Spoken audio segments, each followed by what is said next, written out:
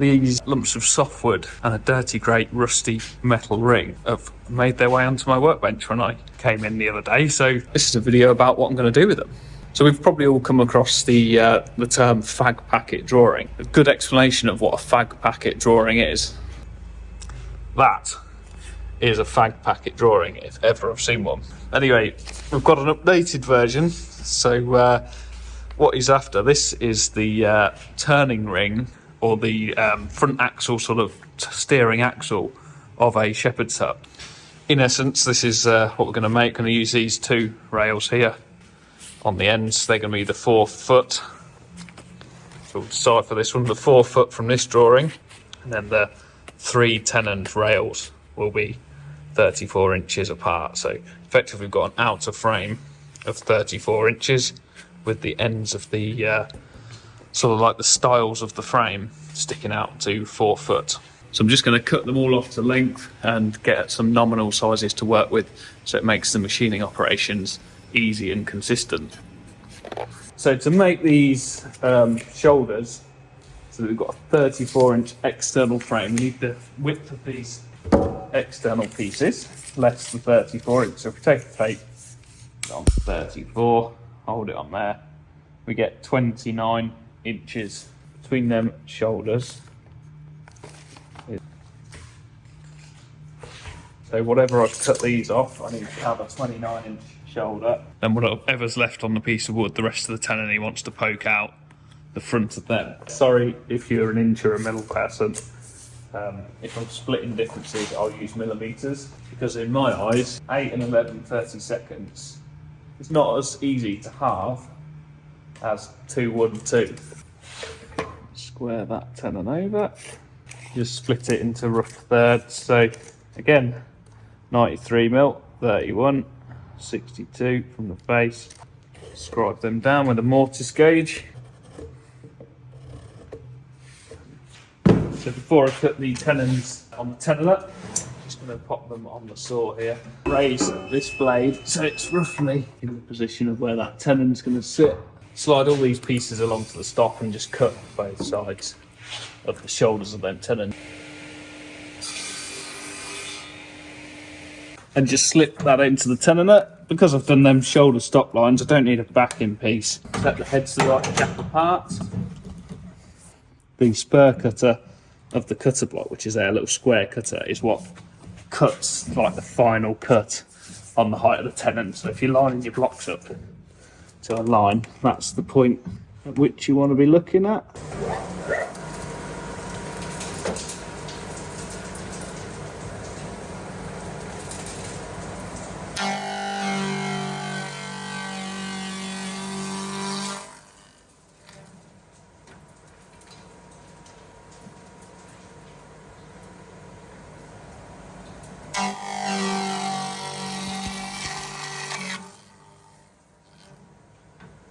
So that wasn't a bad guess, not to me.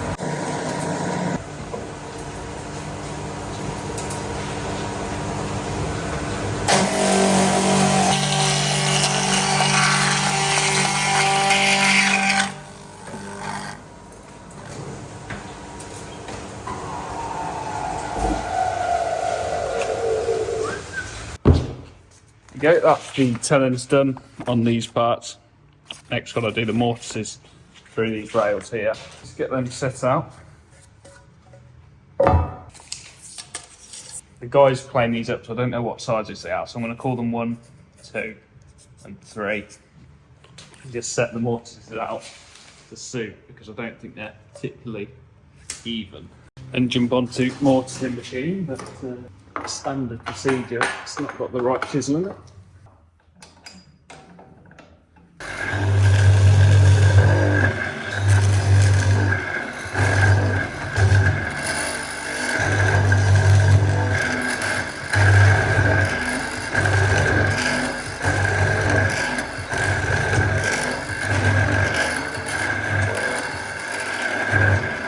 Then once I've mortised both of them all on one side, don't flip the piece of wood over and work from the other face. I know it's tempting. Just read the piece back in, mortise it, and then move the chisel so that you're working from the same face again, but on the back edge. And it'll give you consistent tenons then, rather than relying on that piece of wood being the right thickness.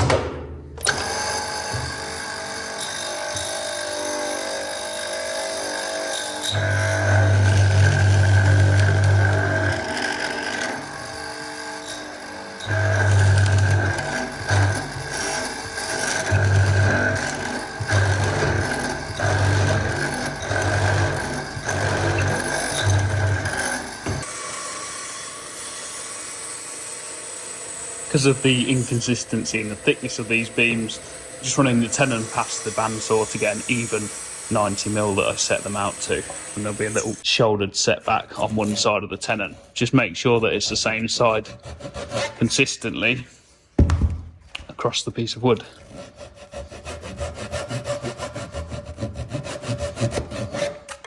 And give it a try, fingers crossed, she fits in. Nice and snug. Could be a bit too snug. There we go. Beautiful.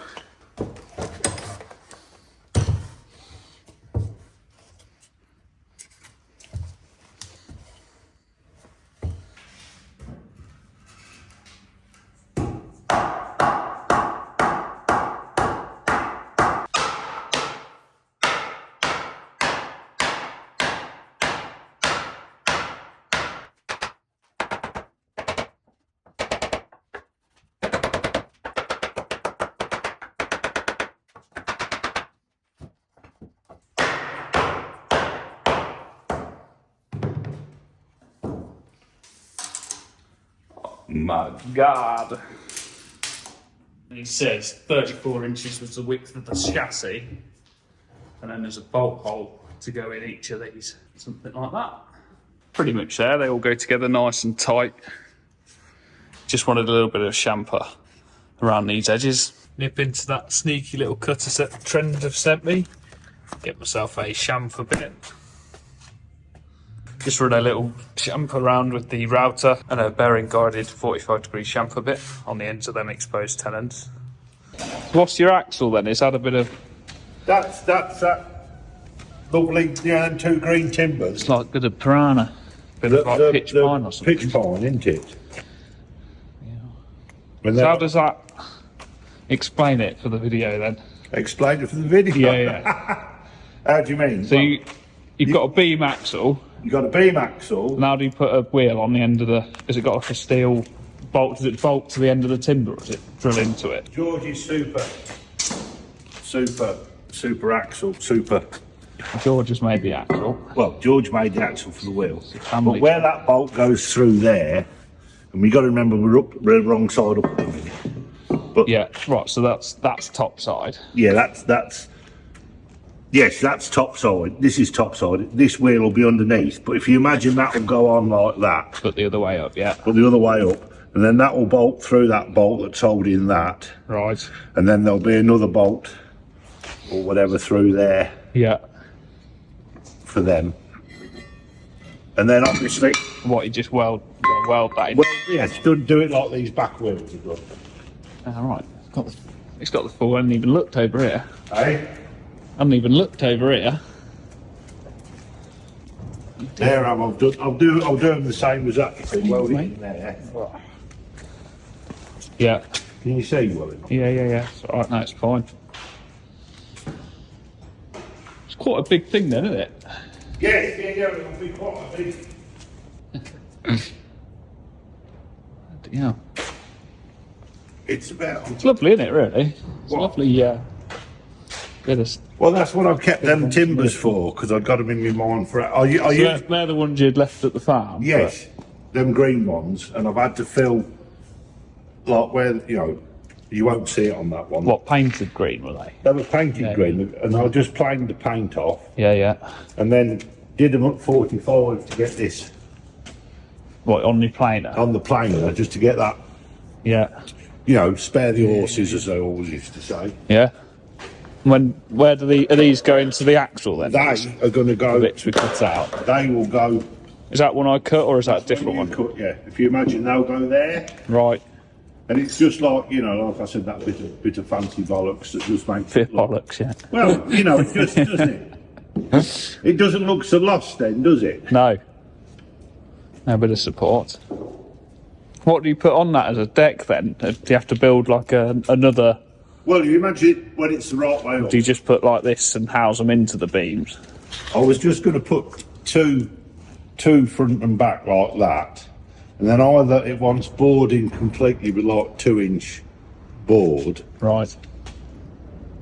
The reason they got put in was because someone had already Notched them. So rather than waste the length of the, do you see what I mean? Scragged a bit more off the. Yeah. And it made it, and also it gave you something so you've got a frame to hold it together while you. Yeah. And then this. They were actually that long. I cut these bits off, the length of it. Right. Because it would have been too long else, because, you know, it would have been nearly 6 metres long, which would have been a bit too much. But then they've gone in there, and then that one's... So they're the ends of the long legs. They're the ends of to make up your chassis, right? And then that's cut through, and then you're trying to get everything so it's tied in, so like... It's pulling the axles. Those tie braces are pulling onto there, which is then coming through to here, which is... Yeah, yeah. You know, you're not just pulling on a bit of bolt. On a bit of bolt. To one bit of wood, You know, and like I say, that goes across. You know, the ring goes across and bolts all that, holds all that together. Yeah. And then obviously that ring, like we said, the ring goes through your tenon joint. Through that frame. And then the ring's also holding it together. Bolted through to the axle. There, and then the axle will go onto that as well as. Yeah, yeah. And then it'll probably have a bit of silliness, like a little metal bracer coming back from that bolt to there. Yeah. So them bits of wood, decorative wood, weren't for this? No. That's what I was struggling to understand. Those decorative wood. They were then just for the back, right. But, saying that, the output of it, because that's smaller timber, will fit on that. We'll go up the other way and... It could go up like there, yeah? Right, yeah. Because that wouldn't look too silly at the front, and just have a metal brace at the back, so just make it look a bit more fancy. Ideal. It's all recycled as well. Well, pretty much, yeah. Brilliant. And then obviously... So is that what it tows on? You'll have like a bar with a hinge pin on that. I like this one. Hey? I like that one. It's out of a lawnmower. Is it? Yeah, and then an acro prop gives you your adjustment. Leg for the acro prop cut down and. But it's just handy. Still use it. Look, you can unbolt it and use it again. Well, yes, yeah, but I made it for that saw as much as anything. But it's handy with the planer. You know, it's thought it all through. So you nearly got it already then. I've had the bits and I've been collecting the bits. The way you were talking, you'd only just started it. You're thinking about it, but the chassis was like that before I went to Canada. But I just couldn't get. you got the build up of the height of the turning frame, makes them smaller.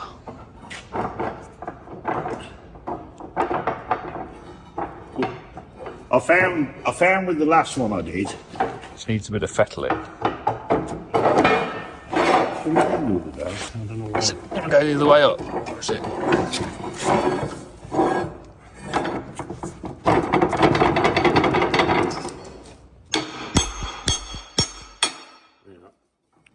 So there's your drawbar, which is all. This is all old blacksmith made sort of. Put that up on there. Right. I found this on a farm.